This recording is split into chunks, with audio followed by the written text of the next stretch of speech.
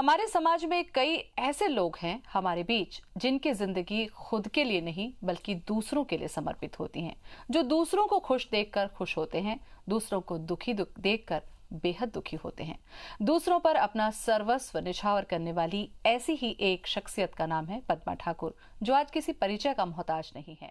कोपलवाणी संस्थान की स्थापना 4/4/2004 में इस उद्देश्य के साथ की गई कि जो दूरस्थ क्षेत्र में रहने वाली श्रवण बाधित बालिकाएं हैं उनको शिक्षा की व्यवस्था नहीं मिल पा रही थी, और इस उद्देश्य को देखते हुए यहाँ एकोमोडेशन देते हुए एजुकेशन प्रोवाइड किया गया। और उस समय 4 बच्चों से प्रारंभ हुई इस संस्था में वर्तमान में 120 बच्चे निवासरत हैं, और जो छत्तीसगढ़ प्रांत से 80% बच्चे हैं, और छत्तीसगढ़ के बाहर से भी झारखंड और मध्य प्रदेश और महाराष्ट्र के भी बच्चे यहाँ पे अपनी एजुकेशन ले रहे हैं। इन बच्चों को एजुकेशन का जो तरीका है वो क्योंकि बच्चे 80% से ऊपर डेसिबल लॉस में हैं, इसलिए उनको साइन लैंग्वेज के थ्रू थेरेपी दी जाती है।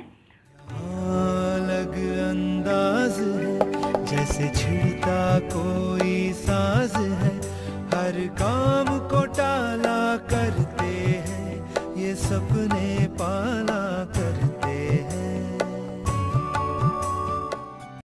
बच्चों को एजुकेशन के साथ बहुत सारी चीज़ों की भी ज़रूरत होती है, तो हमने शिक्षा के साथ साथ उनको और भी प्रशिक्षण यहाँ पे मुहैया कराए हैं, जिसमें कि सिलाई प्रशिक्षण, कंप्यूटर प्रशिक्षण, योगा, जूडो कराटे, नृत्य का प्रशिक्षण, क्योंकि बच्चे सुन नहीं सकते हैं तो क्या नृत्य नहीं कर सकते हैं, तो इस तरह से कई तरह के प्रशिक्षण, बेस्ट ऑफ बेस्ट, इस तरह की चीज़ें इनको सिखाई जा रही हैं, जिससे कि आगे जाके वो स्वावलंबी भी बन सके।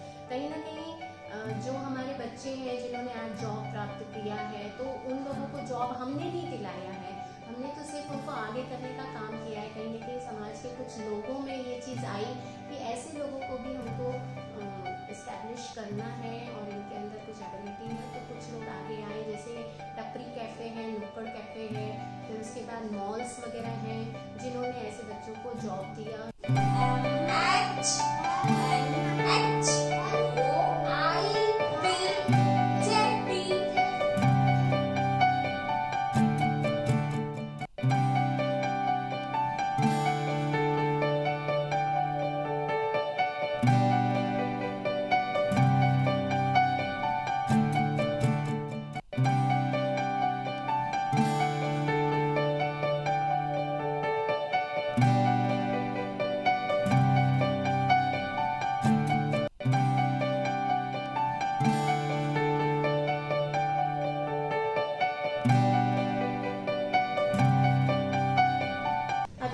वार्षिक उत्सव भी किया गया 2019, ये हमारा पहला वार्षिक उत्सव मनाया गया। इसमें हमने 3 चरण रखे। पहला वो चरण था कि उन दिव्यांगों का सम्मान जो कोपलवाणी से पढ़ के निकले हैं और आज अपनी अपनी जगह सेटल्ड हो गए हैं, और फिर दूसरा हमने व्यक्तिगत सम्मान रखा था, ऐसे व्यक्ति जो कोपलवाणी को समय समय पे अपना समय दान दे रहे हैं, आर्थिक मदद दे रहे हैं, या कुछ अच्छे आइडियाज़ दे रहे हैं, ऐसे लोगों का हमने सम्मान किया था। और कुछ सामाजिक संस्थाओं का भी सम्मान किया था, ऐसी सामाजिक संस्थाएं जो समाज के अलग अलग क्षेत्रों में कार्य कर रही हैं और बड़े ग्राउंड लेवल पे काम कर रही हैं, ऐसी सामाजिक संस्थाओं को भी हमने सम्मान दिया था। और उसके बाद हम 2014 में घरौंदा चला रहे हैं, जो मेंटली रिटार्डेड एडल्ट पर्सन्स के लिए है, जिसमें महिलाओं के लिए अलग व्यवस्था है और पुरुषों के लिए अलग व्यवस्था है।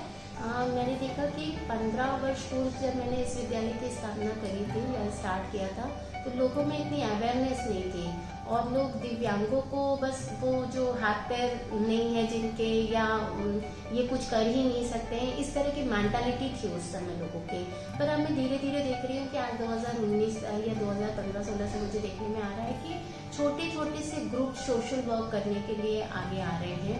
छोटे छोटे से बच्चे जिनकी कम उम्र है वो भी सोशल वर्क के लिए आगे आ रहे हैं। तो सोशल वर्क जो है वो एक पर्टिकुलर उसका दायरा नहीं होता है। तो कुछ लोग अपना समय दान भी दे रहे हैं यहाँ पे, कि निःशुल्क आके अपनी सेवाएं दे रहे हैं, और जन्म दिवस अपना मनाते हैं यहाँ पे आके, अपनी मैरिज एनिवर्सरी बनाते हैं। तो इस तरह के जो आयोजन वो उनके द्वारा किए जाते हैं, उससे कहीं ना कहीं बच्चों को मुख्य धारा से जोड़ने में हमको सहायता मिलती है। लोगों को या समाज के लोगों को मैं एक ही मैसेज देना चाहती हूँ कि ये जो दिव्यांगता है, ये जो अक्षमता है, लोग इनको अक्षम बोलते हैं, तो इनके अंदर भी कई तरह की क्षमताएं हैं। तो प्लीज़ मतलब आप उनकी एबिलिटी को देखिए, डिसेबिलिटी को फोकस मत करिए। और ऐसे पेरेंट्स जो हैं उनसे भी ये मैं कहना चाहती हूँ, जिनके बच्चे दिव्यांग हैं, उनसे ये कहना चाहती हूँ कि धैर्य रखिए और अर्ली इंटरवेंशन, मतलब जल्द बच्चे की जैसे ही पहचान होती है उस पर हस्तक्षेप की तैयारी ज़रूरी है। जैसे ही आपको पता चलता है कि आपका बच्चा दिव्यांग है तो आपको एक्सेप्टेंस होना चाहिए, स्वीकार्य होना चाहिए। बच्चों को हमेशा अवसर प्रदान करें और उन्हें दया के लिए अवसर की आवश्यकता है और सहानुभूति की नहीं, स्वानुभूति की आवश्यकता है। तो खुद अनुभव करें और उन्हें समझें।